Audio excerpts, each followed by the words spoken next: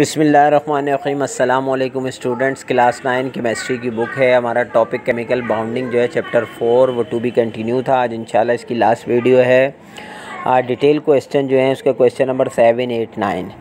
7 है what do you understand about ionic character of covalent bound. 8 है differentiate the properties of polar and non polar compounds. 9 है explain the importance of glue and epoxy resins in our society. तो question number जो 1 है उसके answer की तरफ चलते हैं। What do you understand about ionic character of covalent bound. The molecules consisting of different items are known as polar molecules, for example H2O, HF, etc. In these molecules share electrons are not equally attracted and the electrons cloud is shifted towards more electronegativity atom. The atom partially charged. This covalent bond is not pure covalent, but it has a partial ionic character. The difference in the electronegativity of the two bonded atoms determines the extent of the ionic character of covalent bonds. For example, the HF bond is 64% ionic and HCl is 17% ionic. Ionic character greatly affects the properties of a molecules. तो अब इसमें वो यही बताना चाह रहे हैं कि जो कोवेलेंट बाउंड है कभी कभी वो कंप्लीट कोवेलेंट बाउंड नहीं होता, बल्कि उसमें कुछ परसेंट जो है को पार्शली कुछ मतलब हिस्सा जो है वो आयोनिक जो है बाउंड का होता है।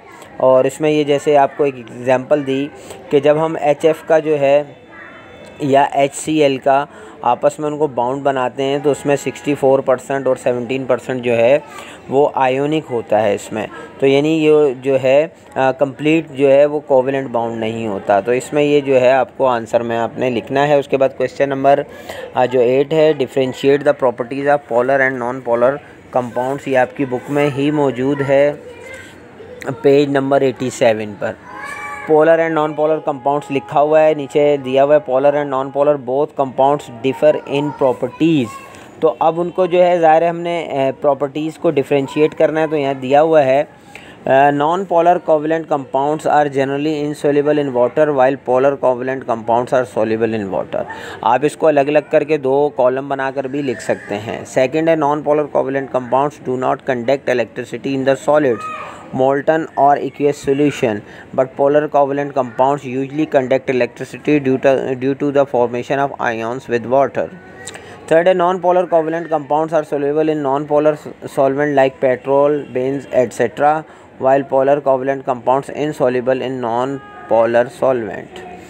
4 है few example of polar covalent compounds are H2SO4, H2O, HCl, HF, HBr, HL. 5 few example of non-polar covalent compounds are CO2, CH4, C2H6। तो ये हमारा कंप्लीट आंसर हो गया क्वेश्चन नंबर 8 का। अब क्वेश्चन नंबर 9 है explain the importance of glue and epoxy resins in our society. ये हम शॉर्ट क्वेश्चन में भी कर चुके हैं, आपको याद होगा पेज नंबर 88 लास्ट पेज है इस चैप्टर का। इसमें लिखा हुआ है society technology and science uses of different synthetic adhesive like glue and epoxy resins. Synthetic adhesive like epoxy resins and glue are the substance that stick to the surface of the other objects. ज़ाहिर है ये जो adhesive की बात की जाती है तो इसमें चिपकने वाली चीज़ें हैं, स्टिक हो जाती हैं, जो उनकी बात हो रही है। The material like plastic, wood, metal, ceramic, glass and rubber etcetera which glue is applied or called substrate. Epoxy adhesive is more expensive as compared to resin glue. Both are synthetic adhesive and require mixing before use, but epoxy harden much faster than resin glue. We can use adhesive anytime to reattach the broken object. For example, polyvinyl acetate in a common white glue. It is used in book binding. Polyurethane glue is a flexible adhesive. It is used in fixing of soles to the bodies of shoes and woodworking. Natural rubber bound to substrate on contact. It is used in self adhesive envelopes.